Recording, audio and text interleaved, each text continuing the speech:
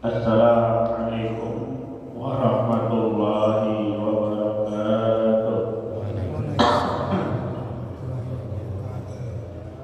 Al-Fatihah ila hadatin Nabi Muhammadin sallallahu alaihi wasallam ila arwahi sadatina Abi Bakr wa Umar wa Uthman wa Ali wa Hasan wa Husain wa Fatimah al-Zahra wa Khadijah al-Kubra wa Ali al-Ridha radhiyallahu anhum summa ila ruh al-muhajir ila Allah Nabi Isa summa ila ruh al-faqih al-muqaddam Muhammad ibn Ali Fa'alawi wa Surah al-Muqrahim wal muntasibina ilaihim ajma'in summa ila ruh hujjatul Islam Abu Hamid Muhammad bin Muhammad al-Saddari wa Surah al-Muqrahim summa ila ruh al-Habib Jalaluddin Abdul Ahmad bin Nabi Bakar al-Syuhi summa ila ruh al-Habib Abdullah bin Alawi bin Muhammad al-Haddad summa ila ruh bin Abdul ila Barat wa usalihim wa qurahim wa mutasibina ila min summa ila ruhi rabbi ruhi wa jasadi al-Habib al-Hasan bin Ahmad Bahar summa ila ruhi Abu Yasin Muhammad bin Abi Hamad al-Maliki wa usalih al-Qurahim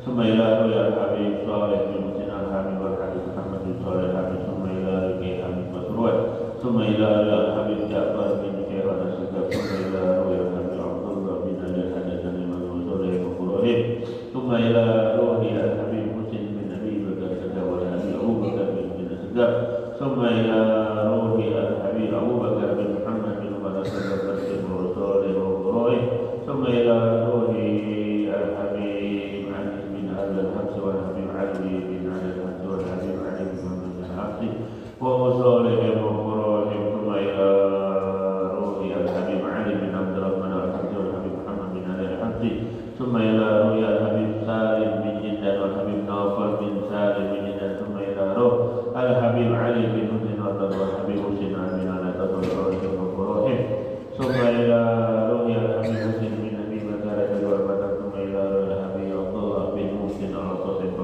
al-Habib Husain bin Abdullah al-Qasim wa Salih al-Qurahim summa ila ruhi Sayyid al-Walid al-Habib Abdurrahman bin Ahmad bin Abdul Qadir al-Sakaf wa al-Habib Ali bin Abdurrahman al-Sakaf wa usalihim wa qurahim summa ila ruhi Mu'ayyid Syafi'i Azad summa ila ruhi Haji Ali summa ila ruhi Haji Abdullah Syafi'i summa ila ruhi Guru Mukti Guru Mansur Guru Khalid Nabi Guru Mansuri wa usalihim wa qurahim wa ila arwahi asatidatina wa ila arwahi walidina wa walidikum wa amatina wa amatikum wa amatil muslimin amma bi anna Allah yu'li darajatihim fil jannah wa nabi barakatihim wa asrarihim wa anwarihim wa alumihim wa nafahatihim min dini wa dunya wal akhirah al-Fatihah.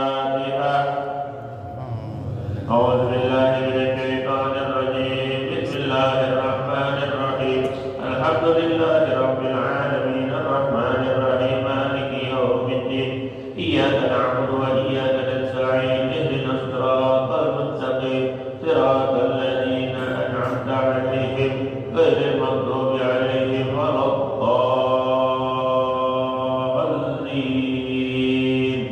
Amin. Allahumma shalli wa sallim ala sayyidina Muhammadin al-Fatih lima ughliqa wal khatim lima sabaqa nasiril haqq bil haqq wal hadi ila siratikal mustaqim wa ala alihi wa sahbihi haqqa qadrihi wa miqdarihi al-'azim. Allahumma akhrijna min dhulumatil wahmi wa akrimna bi nuril fahmi waftah 'alaina bi ma'rifatil 'ilmi wa hassin akhlaqana bil hilmi wa sahhil lana abwaaba fadlik wa anzir 'alaina min khazaini rahmatik برحمتك يا أرحم الراحمين. الحمد لله الذي جعل المصاهرة سببا نافعا وأمرا مفترضا أوصل به الأرحام وألزم الأنام وقال عز من قائل وهو الذي خلق من الماء بشرا فجعله نسبا وسهرا وكان ربك قديرا. اللهم صل وسلم على سيدنا محمد وعلى آله وصحبه أجمعين. أما بعد. Yang sama-sama kita hormati dan kita muliakan para orang tua, para asatidzah, para hujjah, wabil khusus, pengurus DKM, Masjid Al-Ihsan, Pak Haji Satiri dan yang lainnya.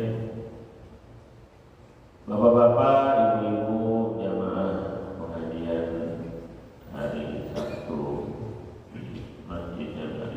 Insya Allah mudah-mudahan semuanya dimuliakan oleh Allah Subhanahu wa Ta'ala. Amin ya Rabbal alamin.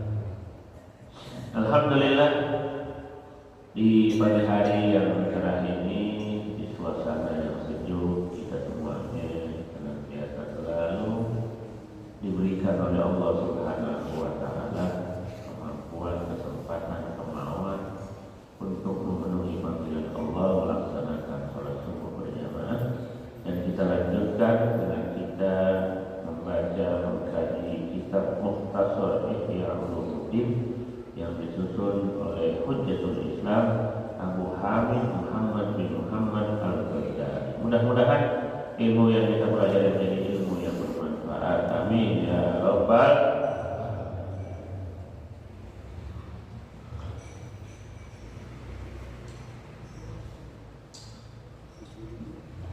Bapak Ibu hadirin jemaah yang dimuliakan oleh Allah Subhanahu wa Ta'ala.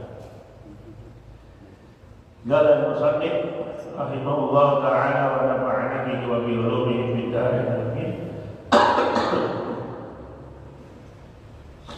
Al-babu tsani 'ashar fi adabin nikah.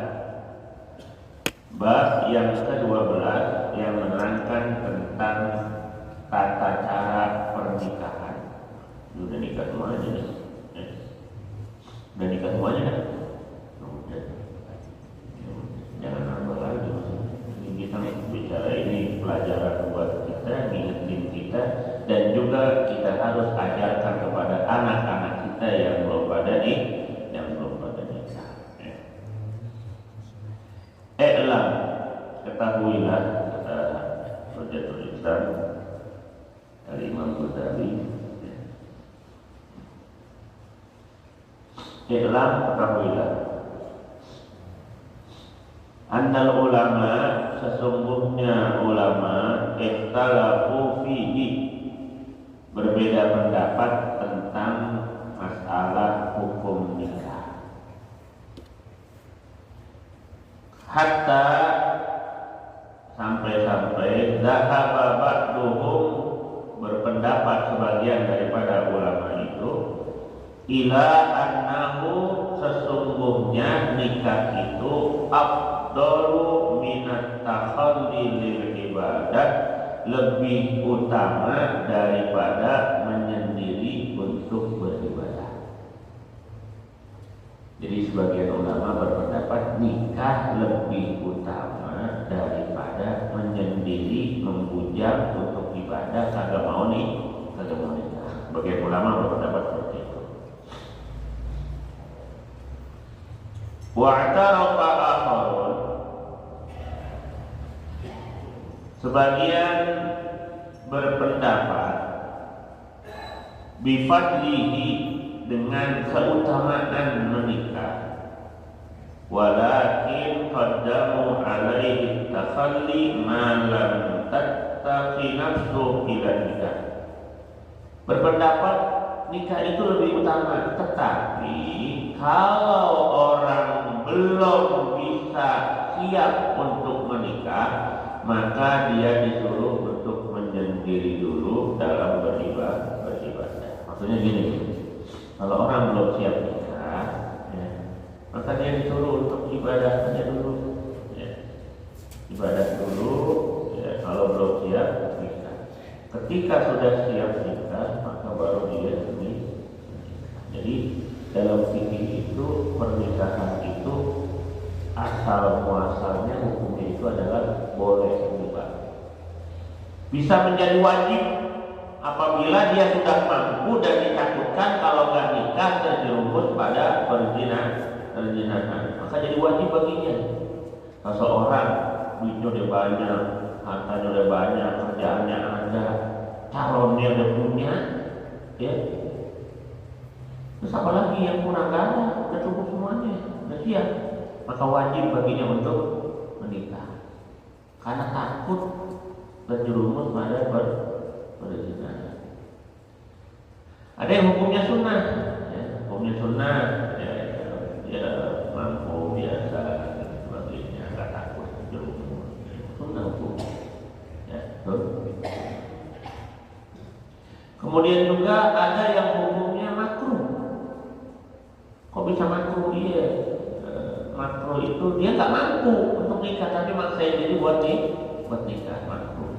Ada yang haram, ada yang haram. Siapa itu yang haram? Orang yang nikah tujuannya buat nyelakain istrinya, buat ngambil duit bininya. Kan ada yang begitu orang tuh, nikah sama perempuan kaya pengen apa? Merotin. Jadi bukan cuma perempuan doang yang merotin, bukan cuma perempuan, orang laki juga ada yang model yang begitu. Mentang-mentang mukanya ganteng, gitu kan? Perempuan demen sama dia, dia cari itu. Ada nggak begitu?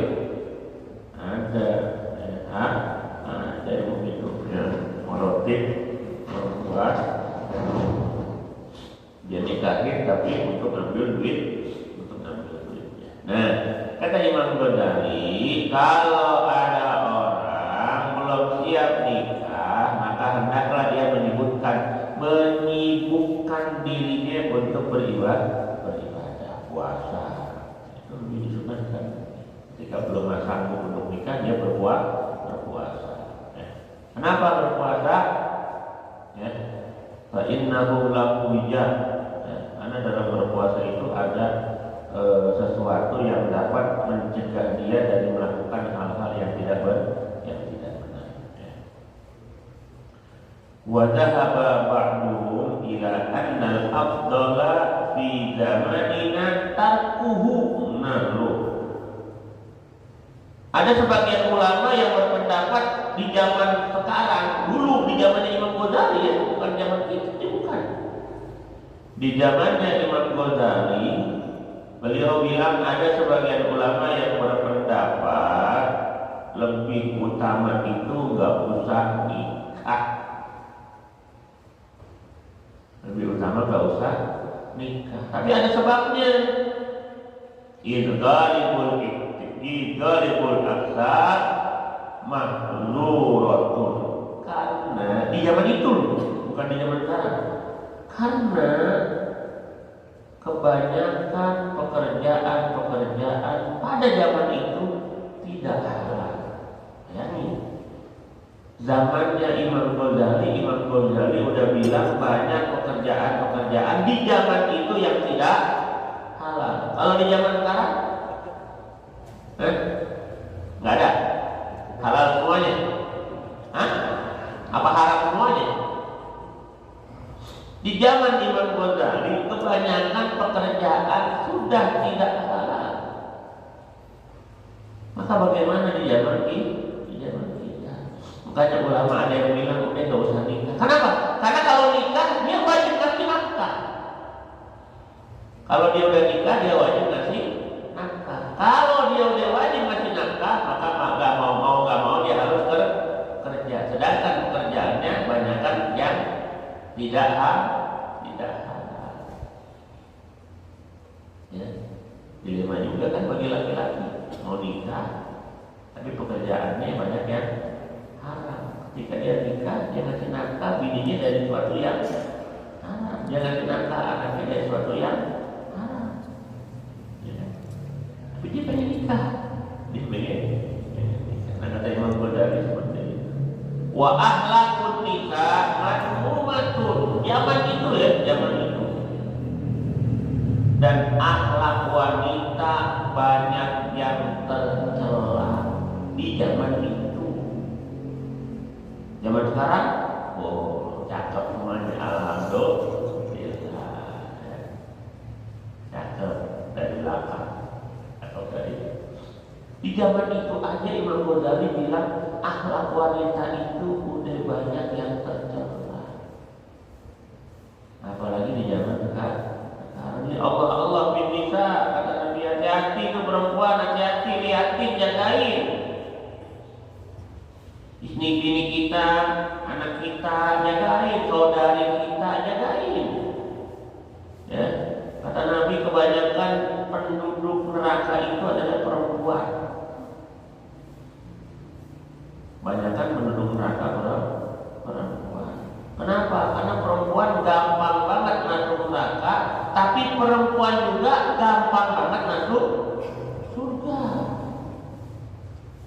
Sebenarnya perempuan itu tinggal dia milih dia mau masuk neraka atau mau masuk surga.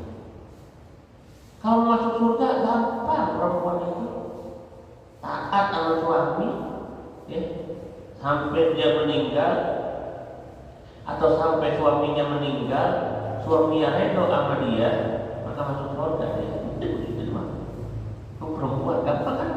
Bu, gampang bu masuk surga. Taat sama suami.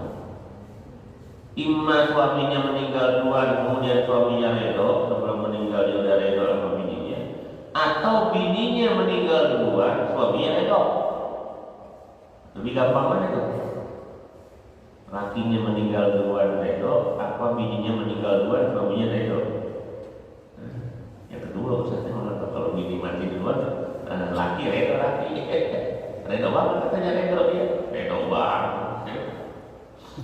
Jadi sama ridhonya, baik yang meninggal suaminya duluan atau yang meninggal istrinya duluan, ketika suaminya ridho kepada seorang istri, maka istrinya masuk surga.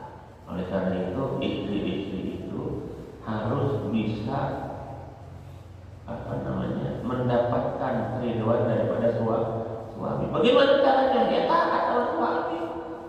Makanya kalau kita punya anak perempuan udah nikah, bilangin, lu taat sama suami lu aja.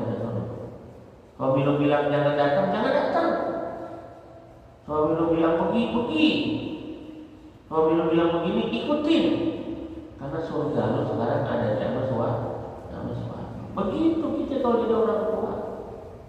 Kalau punya anak perempuan, nah biar supaya kita enak, makanya kalau nyariin suami buat anak kita yang perempuan, kudu yang benar, jangan sembarangan. Udah jadi suaminya mangkelin kita, ya kita mau suruh datang ke rumah kita, lakinya ngelarang, kita suruh durhaka dosa, kita pengen ketemu padahal sama anak kita, maka cariin suaminya yang benar, biar supaya sama-sama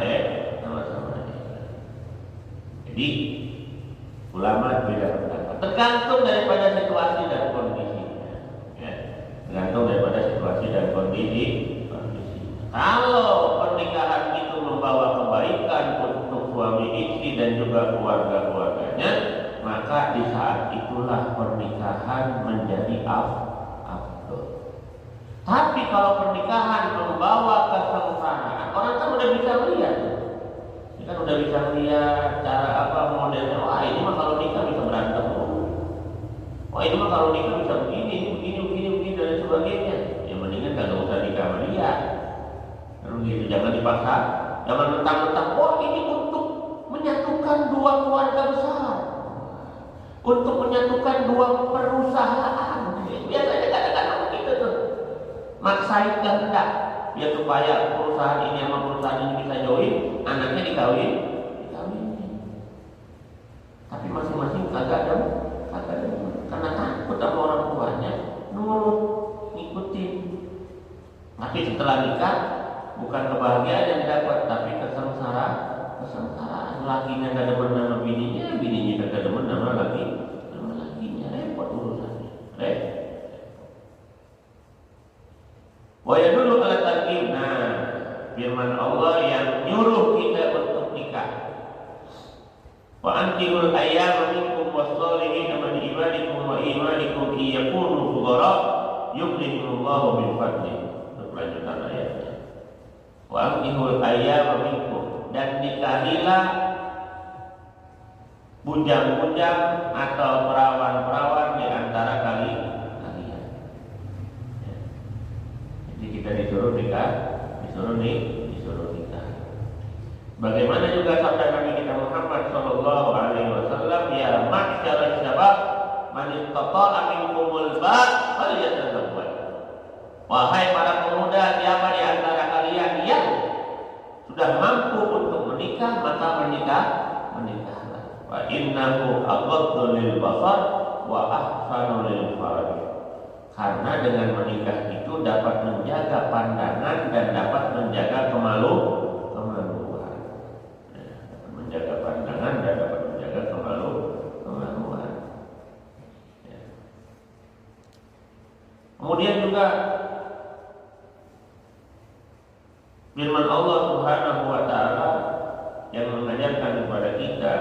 apabila kita berumah tangga itu, maka rumah tangga itu harus sakinah, mawaddah, warahmah. Wa min ayatihi an khalaqa lakum min anfusikum azwajan litaskunu ilaiha wa ja'ala bainakum mawaddatan wa rahmah inna fi dzalika laayatin liqaumin yatafakkarun. Jadi banyak ayat-ayat yang mana menganjurkan kita untuk menikah.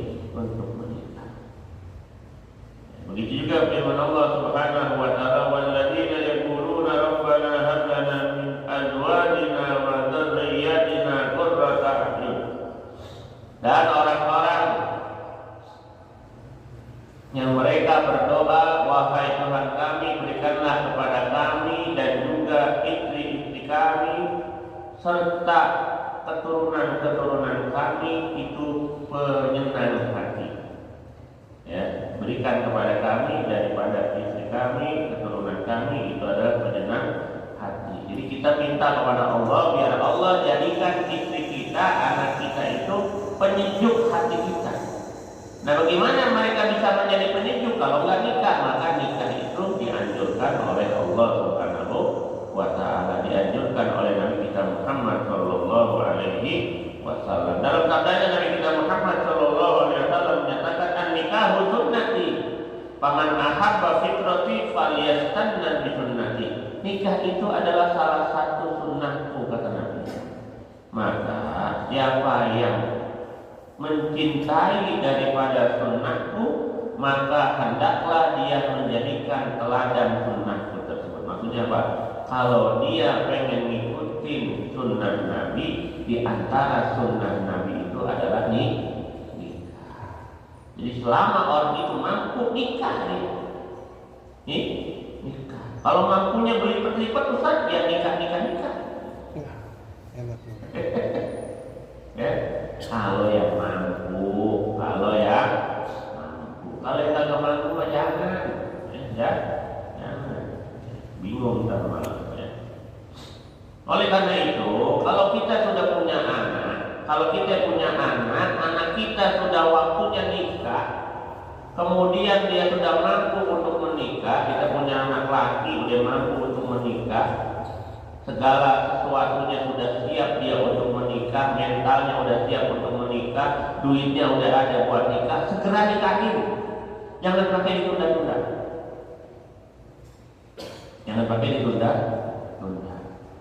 Kalau kita punya anak perempuan, sudah ada yang datang untuk minta dia jadi istrinya, yang minta itu sudah bagus akhlaknya, bagus agamanya, bagus duitnya, bagus. Duitnya juga perlu bagus. Iya, kalau duitnya jelek ketelaku enggak. Ya. Bagus semuanya, maka cepat-cepat nikahin. Jangan pakai ditunda. Nah, kalau di Indonesia umurnya sekarang kudu 19 tahun. Kalau umurnya belum sampai 19 tahun, harus minta dispensasi ke pengadilan agama. Apa itu dispensasi? Permintaan dari seorang wali kepada pengadilan biar supaya anak yang berada di bawah kewaliannya itu bisa menikah walaupun umurnya belum 19 tahun. Apa sebabnya? Mungkin memang udah jodohnya kudu nikah buru-buru, ya kan? Sebabnya kan nikah buru-buru macam-macam tuh, ya. Maka dia bisa minta dispensasi, datang ke pengadilan, ya, nanti akan ditanya alasannya apa. Ketika alasannya memenuhi daripada apa yang persyaratan yang ada, maka dia akan diberikan walaupun belum 19 tahun dia boleh nikah.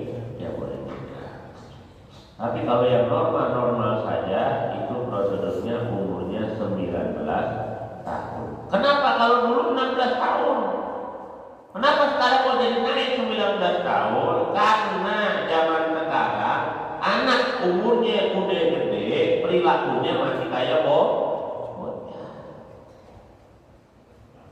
Kenapa dibilang perilakunya masih kayak bocah? Belum dewasa.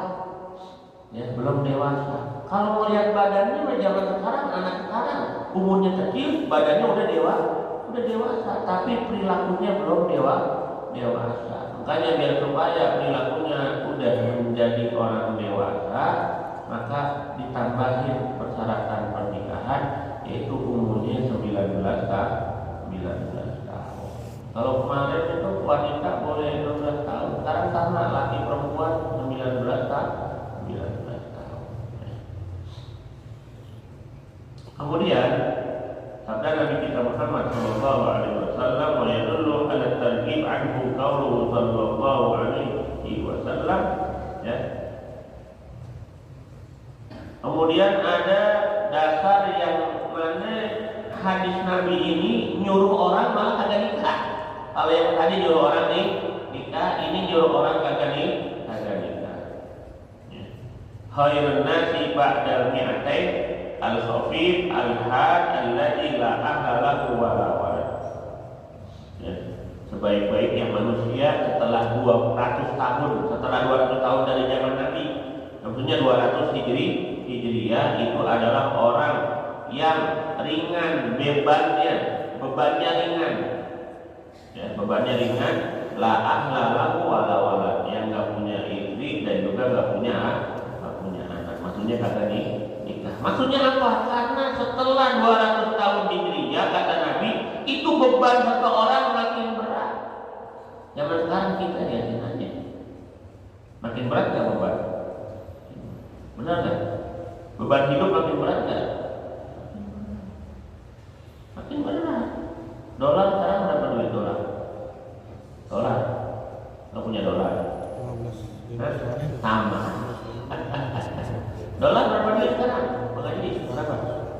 14.000 sekian. Ya. Berarti uang kita itu agak ada harganya itu berarti. Berat apa nih?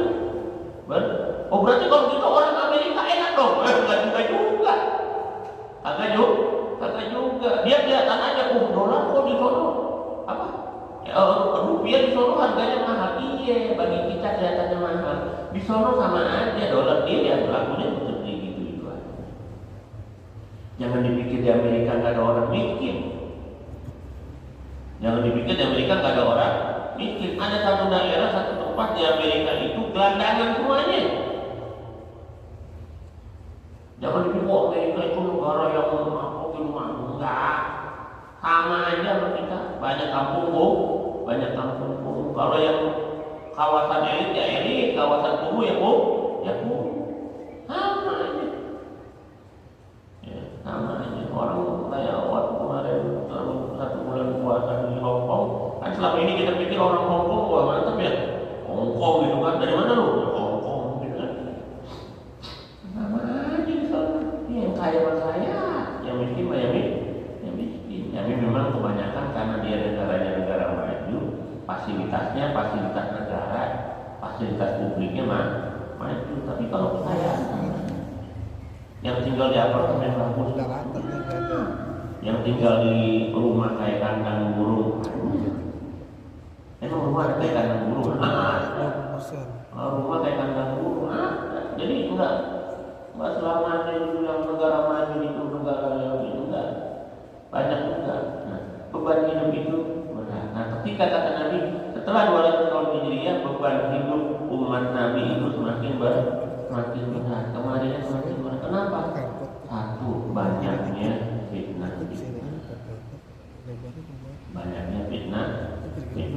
Banyaknya pemahaman agama. Banyaknya ini dan lain sebagainya. Beban hidup menjadi berat. Maka kata Nabi, kalau yang model begitu pada sanggup itu untuk menanggung beban hidup, dengan gak usah punya bini, dengan gak usah punya anak. Kenapa? Karena kalau dia punya istri, dia punya anak, kemudian dia nggak sanggup menanggung beban itu, padahal dia harus ngasih nafkah anak istrinya, nah itu yang boleh itu. Kalau dia mampu untuk bekerja dengan halal, dia mau kasih makan anak bini yang halal. Kalau dia nggak mampu, bininya mangsa-mangsa, minta disiapin alat-alat kecantikan, bedaknya yang harganya bukan 5.000. Kalau 5.000 mah bedak pipa ya Bu ya, bedak bukan pipa, minimal bedaknya wadah, Bedaknya wadah ini mah. Setahu aja satu orang yang punya wadah kan ya. Dan minimal wadah harganya berapa ya? 45.000 paling murah ya. Paling murah itu bedak. Bini masak untuk dibeli bedak, laki kagak sanggup. Kata bininya, gimana sih Pak? Nah digituin aja. Mendingan kagak punya bini kata dia. Kenapa? Jadi kagak ada yang minta begitu juga punya anak, harus disekolahin anaknya. Harus ini. Dan itu kewajiban sebagai seorang ayah, sebagai seorang suami, wajib ya. Kagak sanggup.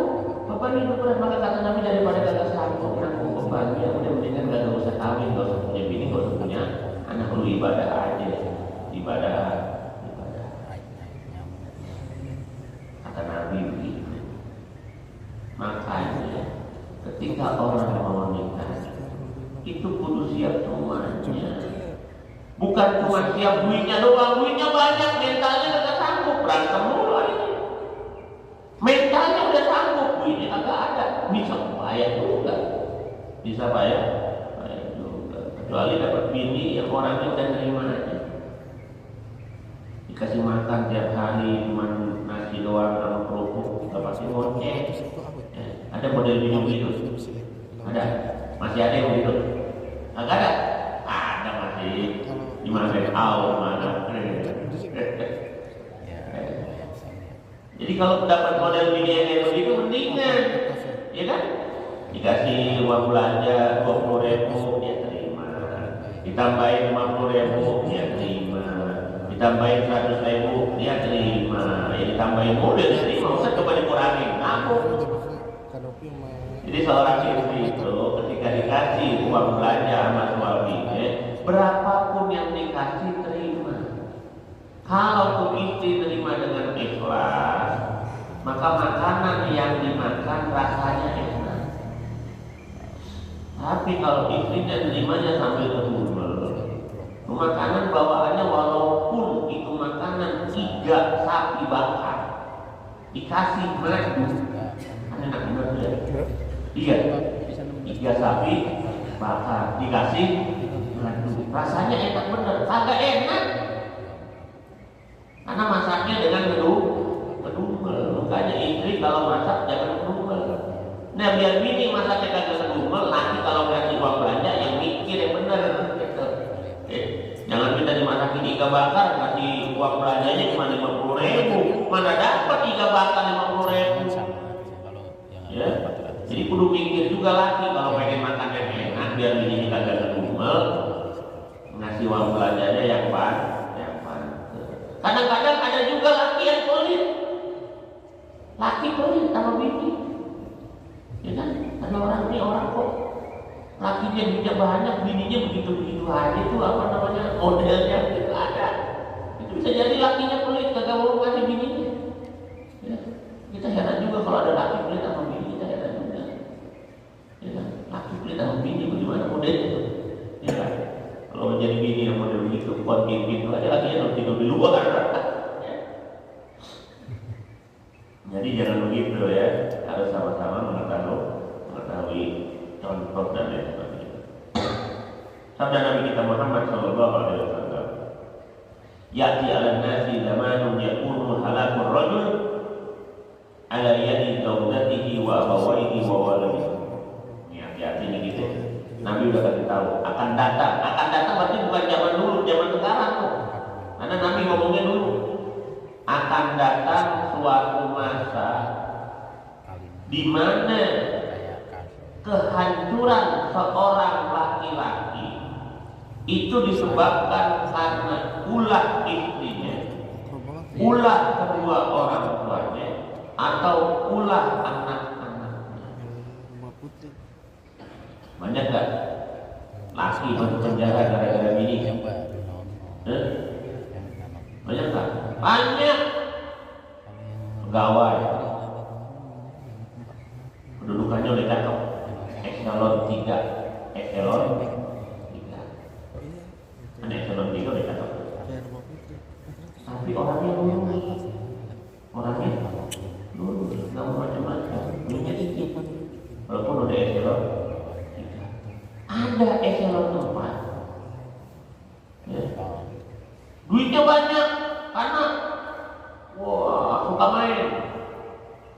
proyek dimainin dan lain sebagainya banyak. Akhirnya bini yang eselon 3 kan kalau namanya pegawai itu bini-bininya pada suka kumpul.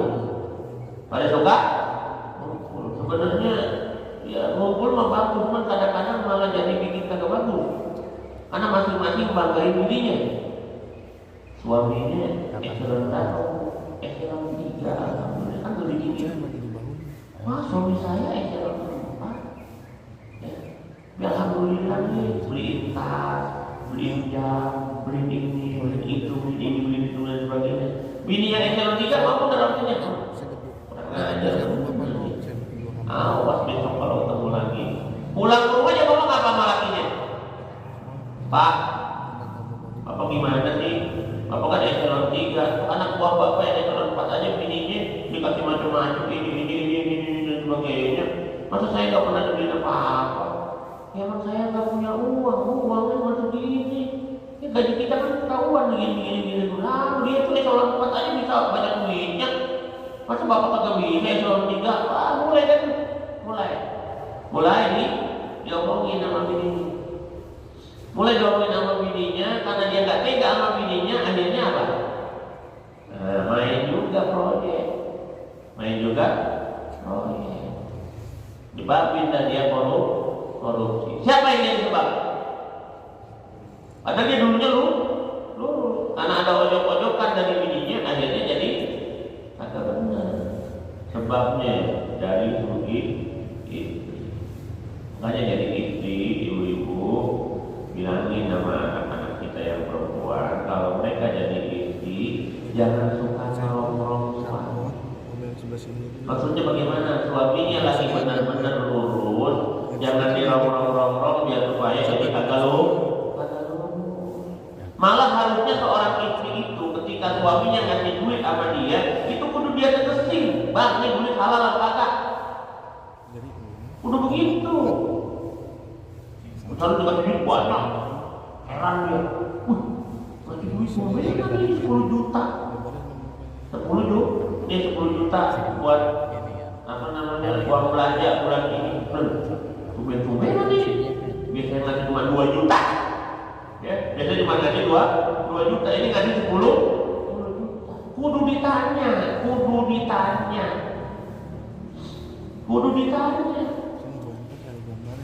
Bang, ini duit dari mana? Kalau bisa punya duit banyak nih, sampai 10 juta ngasih uang belanja. Tanya, ini tuh harus nanya. Ketika dijawab ini dapat warisan, kan jelas tuh, dapat warisan yang mana? Oh, tanah yang sebelah sono dijual sama bapak ngasih gua duit nih buat lo belanja 10 juta. Bulan ini doang. Bulan ini, ya warisannya kan bulan ini doang. Bulan ini doang tapi lo ada 10 juta, karena dapat warisan. Dan bulan depan balik lagi 2 juta. Tapi bini kudu jangan malah jadi orang yang mojok-mojokin lakinya buat korupsi. Orang ini nggak boleh seperti ini.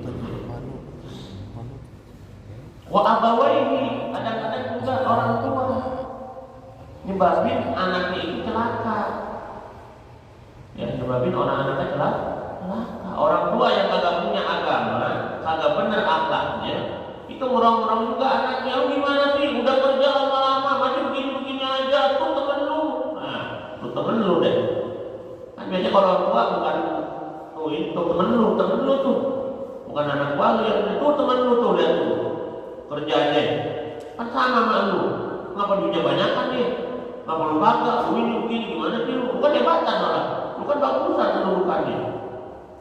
Dijok-jokin, anaknya bukan malah disuruh yang benar, malah dijok-jokin buat kagak benar.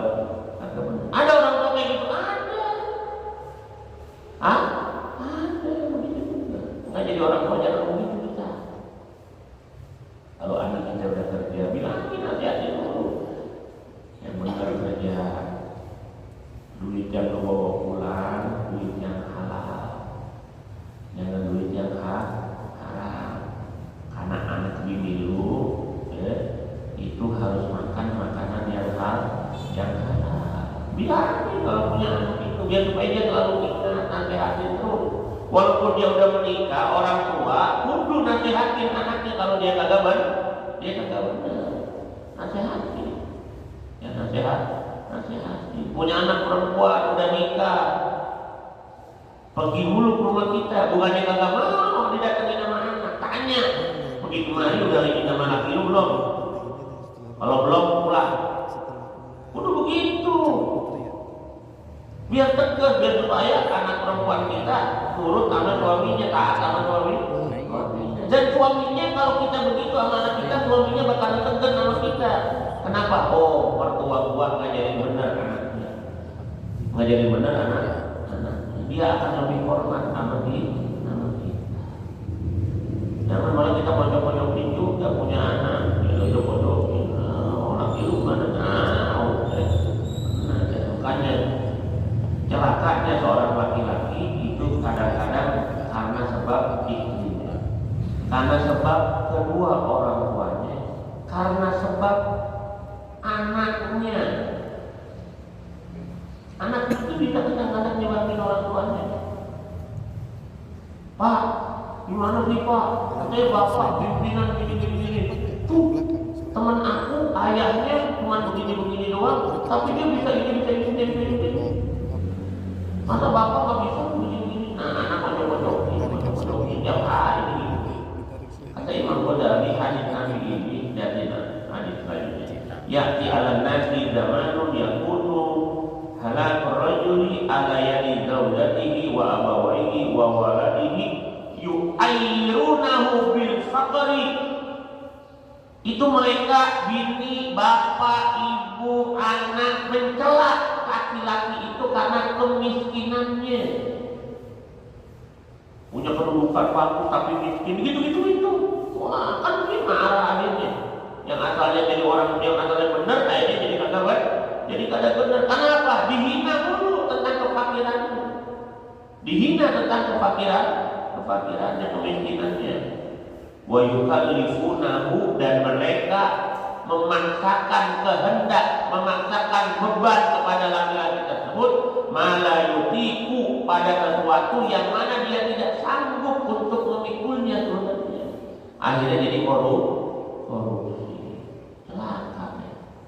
Tahuan KPK masuk penjara pakai baju orang, tulisan belakangnya tahanan KPK. Malu apa enggak? Sebabnya apa itu? Bisa bini, bisa laki, bisa orang tua, bisa anak. Makanya kalau yang nggak sanggup begitu, kata Nabi, jangan nikah. Fayadkhul al-madaqil allati yadhhab fiha dinuhu fayadhhab. Ya, maka ketika seorang laki-laki dicela dengan kefakirannya, dipaksa oleh bininya, suaminya, ya, orang laki-laki berarti oleh bininya, ya, dipaksa oleh istrinya, dipaksa oleh kedua orang tuanya, dipaksa oleh anaknya, sesuatu yang dia tidak sanggup, maka dia akan masuk pada tempat yang mana di tempat itu agama udah begitu. Ya, kalau udah korupsi kan berarti dia tidak pakai agama lagi. Kalau pakai agama kan korupsi dia. Ya kan?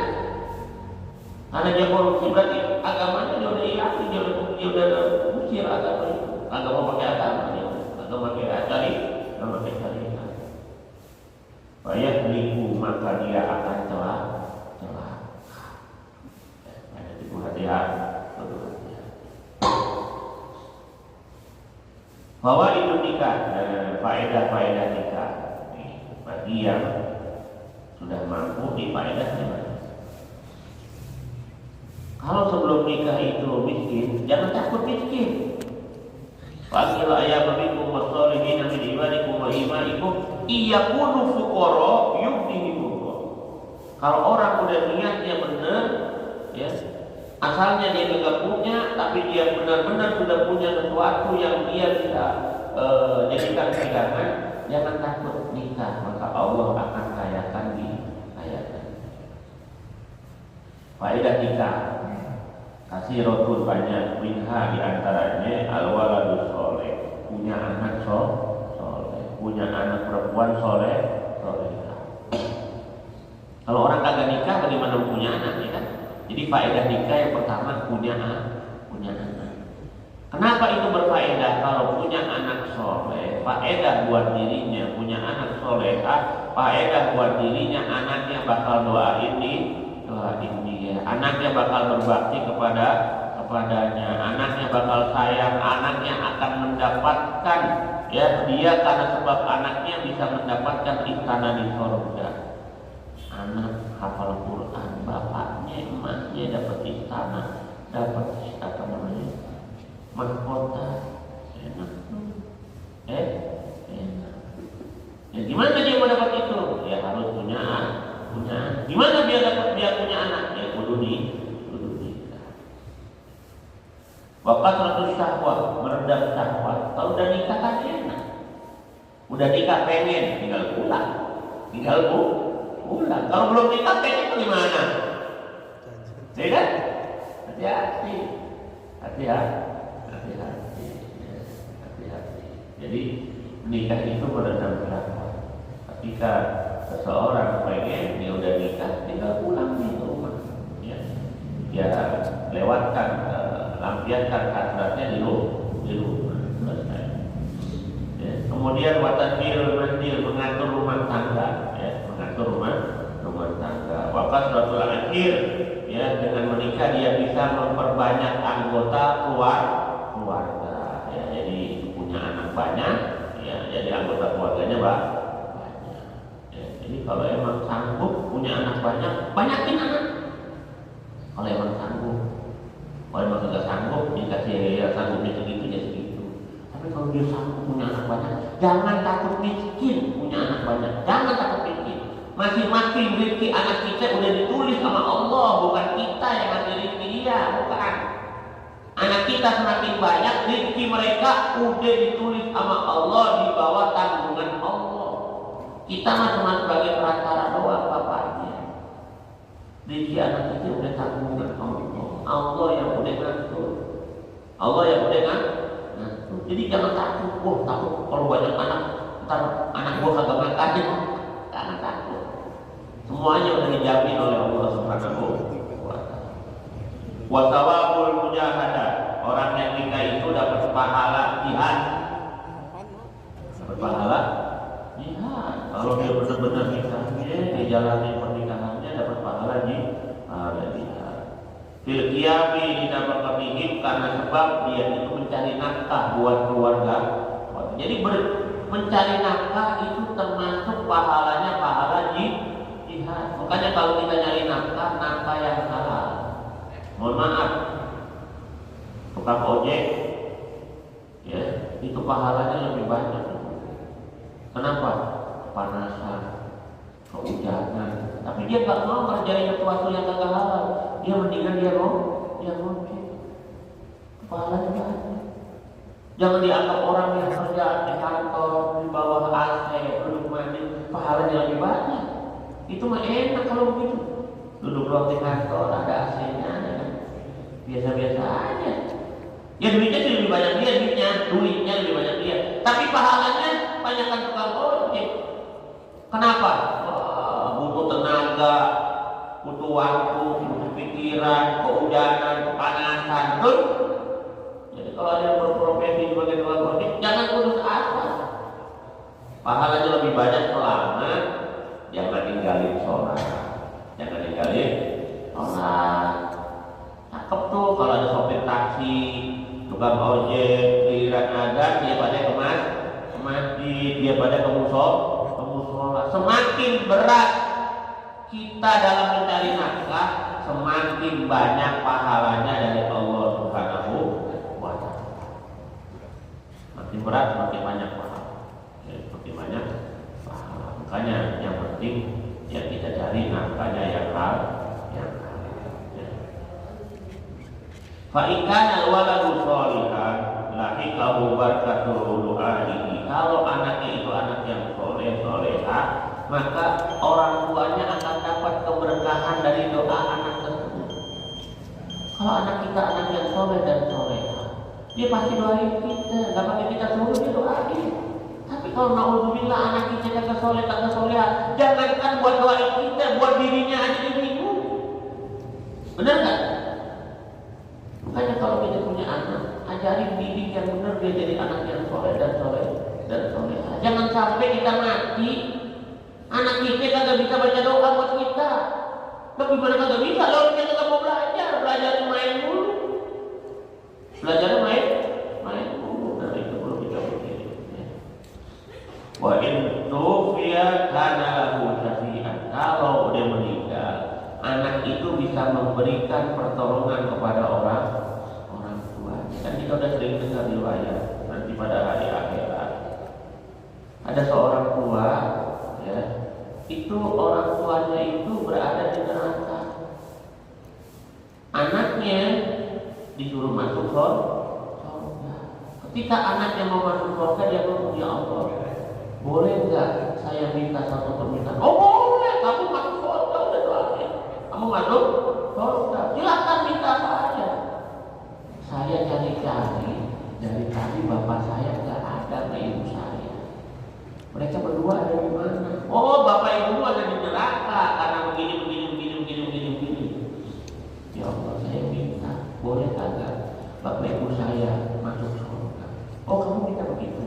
Karena dia udah ditulis sebagai penduduk surga, segala permintaannya harus dikabuli. Maka kata Allah, karena engkau adalah penduduk surga, maka permintaanku dikabuli, bapak ibumu boleh ikut kamu ke surga. Enak apa kagak punya anak begitu? Tapi hati-hati juga. Ya, hati-hati juga kalau kita nggak didik anak dengan benar. Kita udah pengen masuk surga, dia protes, ya Allah tak dulu. Lu bapak saya jangan masukin surga dulu. Lalu kenapa? Saya mau protes ya Allah. Saya semasa hidup saya nggak pernah diajarin, nggak pernah dididik, nggak pernah ini, nggak pernah lindungi. Dia cuma mentingin dirinya doang, dia ibadah, dia sholat, dia jalan, dia bukan buat dirinya, anaknya nggak pernah diurusin. Wah, protes dia, mau masuk surga kagak jadi, gara-gara anak kagak diajarin dengan benar. Makanya anak ajarin benar, kalau udah diajarin dengan benar, insya Allah bawa keberkah. Allahu a'lam bishawab. Mudah-mudahan bermanfaat bagi kita semuanya. Amin ya rabbal alamin. Al-Fatihah. A'udzubillahi minasyaitonir rajim. Bismillahirrahmanirrahim. Alhamdulillahi rabbil alamin. Arrahmanir rahim. Maliki yaumiddin. Iyyaka na'budu wa iyyaka nasta'in. Ihdinas siratal mustaqim. Siratal ladzina an'amta 'alaihim ghairil maghdubi 'alaihim waladdallin.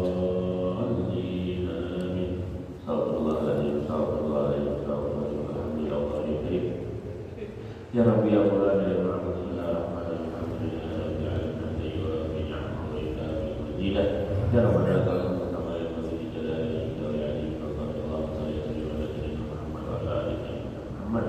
Allahumma aghnina bil ilmi wa zayyina bil hilmi wa akrimna bit taqwa wa jamilna bil afiyah. Rahmatika ya arhamar rahimin. Allahumma inna nas'aluka al-fahma an-nabiyyin wa hifdzal mursalin wa ilhamal malaikatil mukarramin. Ya Rabbi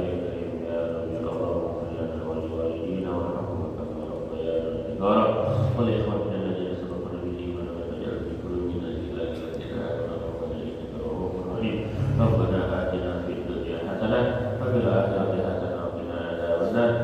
سبحان ربك رب العزة عما يصفون وسلام على المرسلين والحمد لله رب العالمين. هدانا الله